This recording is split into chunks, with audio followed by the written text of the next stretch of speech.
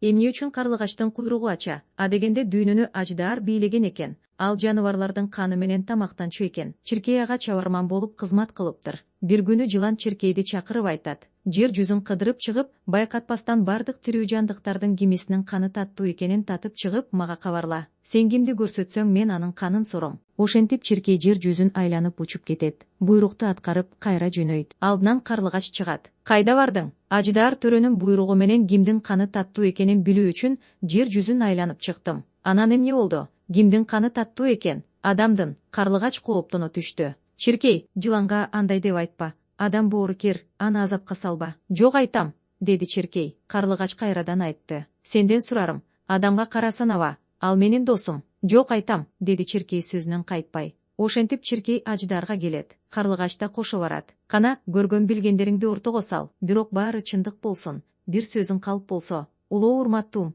деди чиркей. Эч нерсени жашырбайм. Чындыкты гана айтам. Эң таттуу, даамдуу кан. Ал адамдык экен деп айтууга чамасы келбей калды. Карлыгач жаадай качырып келип, чиркейдин тилинин учун тиштеп үзүп алды. Чиркей дырылдап жыландын үстүндө ыз деп эч нерсе айта албай зыңылдап турду. Карлыгач кубанычтуу айтты: урматтуу аждаар, чиркей эмне айтмак болгонун мен билем. Эң таттуу кан жыландыкы. Аждаардын ачуусу кайнап, куйругу менен жерди бир чаап, оозун ачкан бойдон көктү карай секирди. Карлыгачтай учкул, шамдагай куш жок. Ал ойт берип учуп, өлүмдөн кутулуп кетти. Бирок аждаар анын куйругунун бир нече талын тиштеп калууга үлгүрүп, жерге жыгылып түшүп, ташка тийип өлдү. Мына ушундан улам карлыгачтын куйругунун ортосу ачык болуп калыптыр. Ушул кызматы үчүн адамдар аны жакшы көрүшөт.